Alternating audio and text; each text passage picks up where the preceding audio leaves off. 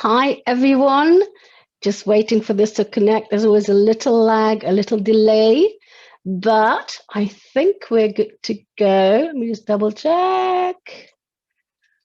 Yes, I think we are good to go. Welcome to day 6 of Food Stories of Hope and Inspiration. And look, I've dressed up and I've got nowhere to go, but I've got my bubbly, so we're good to go. We're good to go. Hello, everyone.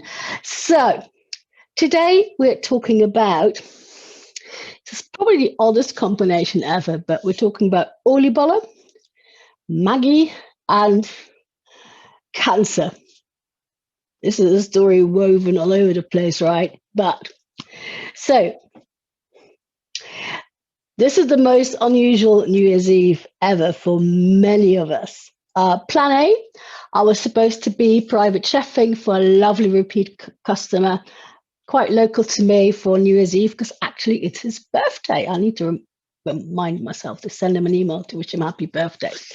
It was supposed to be for 6 people. Then through the course of what we were expecting to come, we adapted it to just the 2 of them.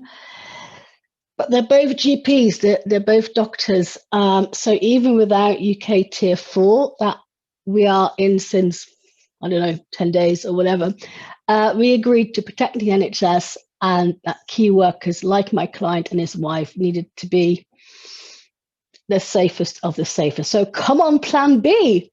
I was hoping to go to my bubble family in Warwickshire. Tier 4, everything else, stay home, stay home, stay home. Plan C. Later on, I'm cooking and eating over, the dreaded Zoom with my lovely bubble friends. And I mentioned that yesterday. We all adapt to life's emergencies, right? This is not the first New Year's Eve where, certainly for me, plans have had to change due to said life's emergencies.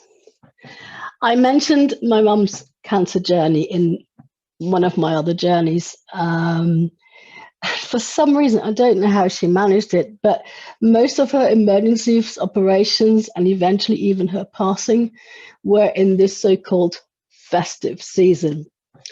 So I'm in 2 minds about my memories about how festive this season is, to be honest. I spent many Christmases and New Year's Eves in the hospital making life-changing decisions about her. The most difficult decision was New Year's Day 2015, but similar decisions are now being made in hospitals around the world for very different reasons. It's not all happy clappy all the time in the festive season for anyone, is it, necessarily? When I feel down, though, when my mind takes me back to the sadder parts, I draw positivity from the happier memories, in particularly of the festive food season. So New Year's Eve growing up, my mum would fry oliebollen. They translate as oil balls, which doesn't sound appetizing. It does refer to the fact that they are not for the health conscious.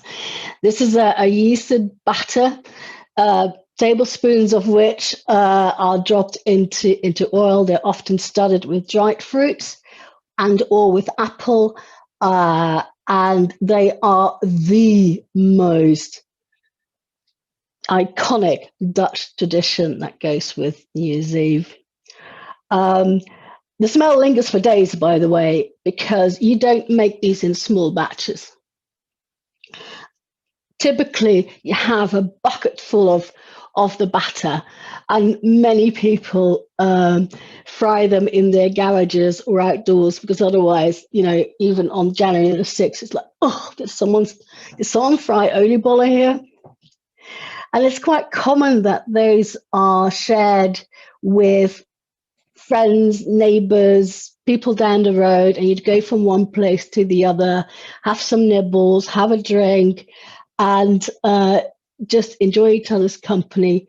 Most definitely oliebollen or oil balls would be part of that. To add to the fact that they're not healthy, they would be absolutely covered in lashings and lashings of icing sugar. Anyway, not the year of Mum's first major cancer operation in 2012. Instead, I spent New Year's Eve with my dad, who I, to be honest, haven't seen for about 15 years by then. And we spent it at one of his favorite pizza restaurants with a very cheesy, the owner would sing around the tables. And do you know what? It was actually quite enjoyable. It wasn't my usual, but it was all right. But another year on, another operation, another New Year's Eve with Dad. And we spent it at his favorite Greek restaurant just over the border in the Netherlands. No singing owner, thankfully. And the food, to be honest, was, yeah, I wouldn't recommend it, but not your usual, right? We adapt, we change, and we make the most of it. So one of the things when Mum was in hospital, one of the very first things she said, get me some Maggi, because the food it tastes of nothing. And when I say Maggi to the Dutch, if any of the Dutch people are watching, Maggi is not just the brand. Maggi is a seasoning, and I have a life-size catering version here, as I'm no longer catering. I think it's still unused. Oh no, some has been used. And this is a favorite Dutch condiment. There's no replacement for anything like it in things like Dutch pea soup, Dutch meat croquettes, croquette, more on that another time. And it has lovage in it, or lovage, aka known as Maggi kraut in Germany and Maggi plant in the Netherlands. And it's a particular umami flavor it adds to things. Here's a Noor variant, Noor the brand, but still this would be, it's called aromat, but actually normally this would be called Maggi, very similar to that one. And what this represented to my mum was a food memory. Every taste has a memory. Not just did this spice up or give more umami and body to her hospital food, but for her, this tasted of comfort. This gave her a sense of home.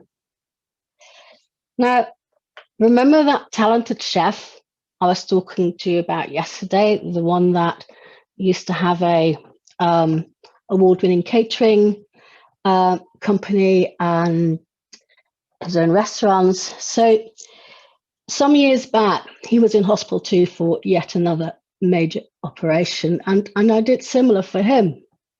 I brought in, what did I bring in? From memory, something like a Wagamama ramen and Tabasco sauce and a proper salt and pepper grinder, just to give him a comfort, a change of the dreary, let's be honest, hospital meals he was having. So food can, in so many different ways, food, spices, memories, they can in so many ways lift, give oomph of whatever we're struggling with. So let's go back to Mum. She was the foodie that inspired me through her love for cooking and baking. That didn't give her monkeys, but she was the one that inspired me. But obviously, as her cancer journey went on, in particular hers was bowel cancer, and with chemo and everything, she lost enjoyment in cooking, enjoyment in eating, had difficulty eating due to the chemo and her, so there was role reversal, and this happens a lot with us at a certain age, right? There's role reversal where I obviously became her nurturer. And I was the one cooking. I was the one trying to make sure that she was fed well, she was fed as healthily as could be. I did a lot of research about cancer and nutrition, did even a nutrition course, because I do believe that the food we put in our bodies reflects the health of our bodies and vice versa. But then it became about textures as well. She couldn't swallow, and her body and her mind eventually just wanted comfort. And what was the ultimate comfort for her? Anything with sugar. She had a sweet tooth, always had. So what do you do when you don't want to feed her sugar, because sugar feeds cancer? It's the only thing she'll eat. It's the only thing. So I did give her more sweet treats than I wanted to. And then, of course, as a nurturer, as a feeder, that has left me with some amount of guilt, but she wouldn't eat anything else. Things by then were sadly going towards the end anyway. So, but what do you do, right? Sweet treats like Oliebollen, covered in this magical sugary stuff. Once she was out of hospital in February, after months having been there, the first thing she cooked for me and my dad was Oliebollen in February. And momentarily, as a slightly broken family, it brought us momentarily together. But it was February. Oliebollen are for New Year's Eve or the festive season. Doesn't matter. That New Year's Eve wasn't the usual. This New Year's Eve isn't the usual. You can't share the usual food with family and friends the way we would have liked to. But I don't know. Look ahead into 2021, where at some point this will have come to pass, and we will be able to get together for a postponed Christmas or New Year's Eve and all the celebrations that we missed, anniversaries, weddings, just at a later stage. Revisit them the way we want to, embrace each other, share food together, like Mum frying Oliebollen in February. Bless her cotton socks. Stay safe. Stay at home this New Year's Eve, if that's what guidelines in your country or your area are telling you to do. Celebrate the best way you can as an investment into a better 2021 and beyond. Tomorrow, we're talking about adapting festive childhood memories. And on that note, I hope you join me tomorrow, but for this evening, for today, I toast to all of you for a happier, safer 2021. I will see you tomorrow.